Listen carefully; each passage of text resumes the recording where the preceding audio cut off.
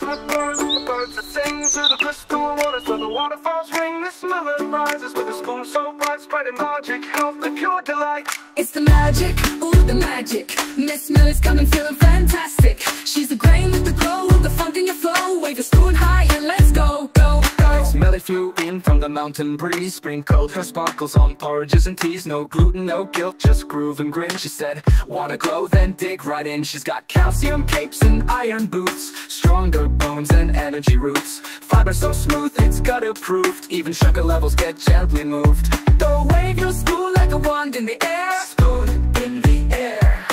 Don't think Miller's got that magical flair. Magic everywhere. Don't eat to the beat, feel the spell get cast. It's the queen, make the magic last. It's the magic, ooh, the magic. Miss Miller's rising funk so elastic. She's the queen of the grain, the glow in your lane. With every little bite you break that chain.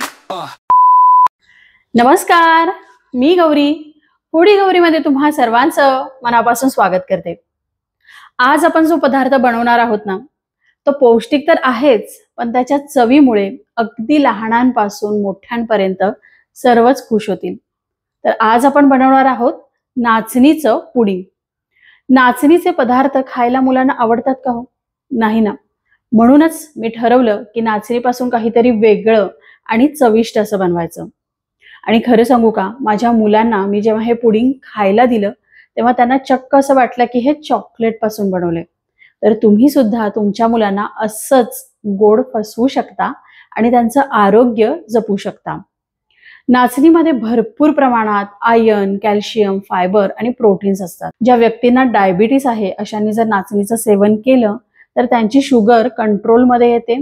शिवाय नाचणीमध्ये भरपूर प्रमाणामध्ये fibres असल्यामुळे आपली पचन क्षमता सुधारते आणि आपलं वजन सुद्धा नियंत्रणात यायला मदत होते. चला तर मग असं हे पौष्टिक नाचणीचं पुडिंग बनवायला सुरुवात करूयात. नाचणीचं पुडिंग करण्यासाठी आपण काय साहित्य घेतलं ते एकदा बघूयात. इथे मी 1 वाटी नाचणी घेतलेली आहे. अख्खी नाचणी घेतली आपण. नाचणीचं पीठ वगैरे आपल्याला इथे वापरायचं नाहीये. तुम्ही बघू शकता नाचणी आहे ही. दिसताना थोडीशी मोहरी सारखी दिसते. याचा कलर लालसर चॉकलेटी असा असतो. तर इथे आपण घरातली कुठलीही 1 वाटी घ्या. त्याच वाटीने हे सगळं साहित्य आपल्याला मोजून घ्यायचं आहे. मी घरातल्या एका वाटीने 1 वाटी नाचणी घेतली आहे. आपल्याला ही नाचणी एक 7 ते 8 तासासाठी किंवा रात्रभरासाठी पाण्यामध्ये भिजत ठेवायची आहे. तर 1 वाटी नाचणीसाठी 1.25 वाटी गूळ घेतलाय बारीक चिरून. त्याच वाटीने 2 वाट्या खवणलेलं ओलं खोबरं घेतलंय. त्यानंतर इथे मी बारीक चिरलेले काजूचे तुकडे घेतलेत. काजूचे तुकडे ऑप्शनल आहेत, नाही घातले तरी चालतील, कारण प्लेन पुडिंग जर तुम्हाला आवडत असेल तर तसंही तुम्ही खाऊ शकता. आणि पाव चमचा वेलची पावडर घेतलेली आहे. तर इथे मी ऑलरेडी म्हणजे नाचणी एक 7 ते 8 तासासाठी पाण्यामध्ये भिजत ठेवलेली आहे. इथे आपली नाचणी भिजलेली आहे 8 तासासाठी. तर आता आपण पुढच्या कृतीला सुरुवात करूयात. कृती एकदम सोपी आहे. आपल्याला काय करायचंय, मिक्सरच्या भांड्यामध्ये जी नाचणी आहे त्याचं वरचं पाणी काढून टाकलंय. तर नाचणी मिक्सरच्या भांड्यामध्ये घ्यायची भिजवलेली. त्याच भांड्यामध्ये आपल्याला हे 2 वाट्या खवणलेलं ओलं खोबरं घालायचंय आणि 1.25 वाटी गूळ. तर आता हे सगळं आपल्याला मिक्सर मधून याची छान अशी पेस्ट बनवून घ्यायची आहे. यामध्ये थोडंसं वाटलं तर पाणी तुम्ही ऍड करू शकता. तर आता आपण ह्याला मिक्सर मधून फिरवून घेऊया. आता आपण नाचणी, ओलं खोबरं आणि गूळ हे मिक्सर मधून छान वाटून घेतलंय. याला एका मलमलच्या सुती कापड्यामध्ये आपल्याला गाळून घ्यायचं आहे, कारण आपल्याला याचं जे अर्क आहे, याचं दूध आहे ते आपल्याला इथे वापरायचं आहे. तर इथे मी सुती कापड एका चाळणीवरती ठेवलंय. त्यामध्ये आपण हे मिश्रण ओतूया. हे जे मिश्रण आहे आपल्याला अजून 2 वेळेला म्हणजे एकूण 3 वेळेला आपल्याला हे गाळून घ्यायचं आहे. ज्या पद्धतीने आपण नारळाचं दूध 3 वेळा आपण नारळाचं दूध जेव्हा काढून घेतो, म्हणजे पहिलं जे असतं ते घट्ट दूध, दुसरं थोडंसं पातळ आणि तिसऱ्यांदा अजून पातळ, त्याच पद्धतीने आपल्याला ह्याला मिक्सर मधून अजून 2 वेळेला फिरवून घ्यायचं आहे आणि गाळूनही घ्यायचं आहे.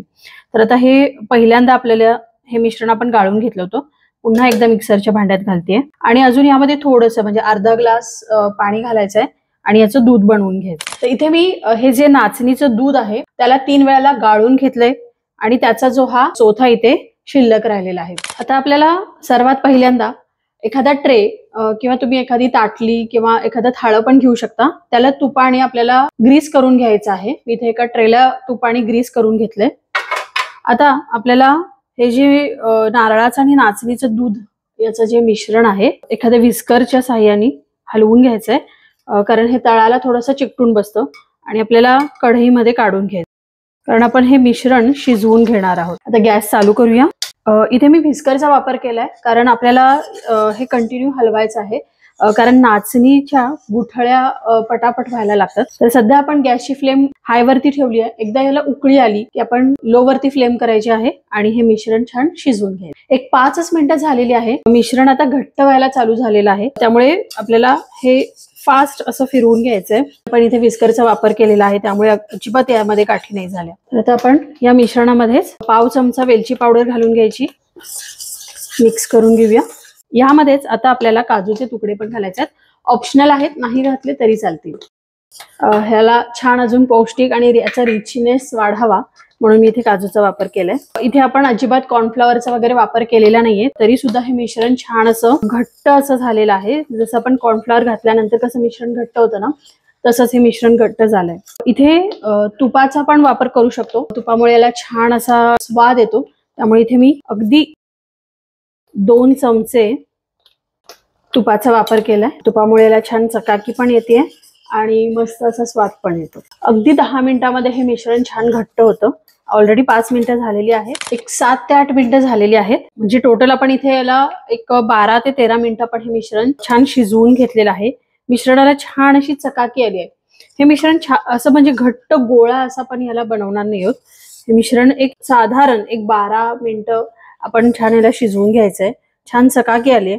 आता आपण गॅस बंद करायचा आहे आणि ज्या ट्रेला किंवा एखाद्या आपण थाळ्याला तूप लावून घेतलेलं आहे ना, त्यामध्ये आपण ह्याला काढून घ्यायचं. तर आता मी या ट्रे मध्ये ह्याला काढून घेते. आपण इथे हे मिश्रण ट्रे मध्ये काढून घेतलेलं आहे. सध्या ते खूप गरम आहे. आपल्याला याला असंच नॉर्मल रूम टेम्परेचर वरती व्यवस्थित थंड करून घ्यायचं आहे.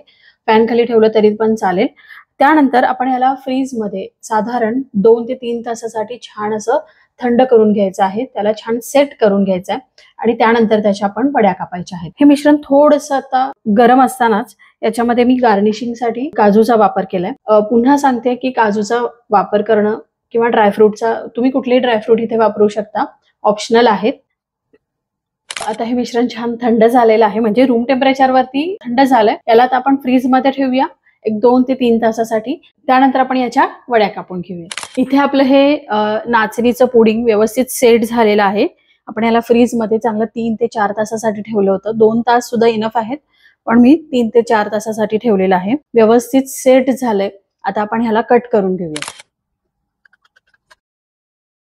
बघू शकता अगदी मस्त आपली ही वडी छान सेट झालेली आहे.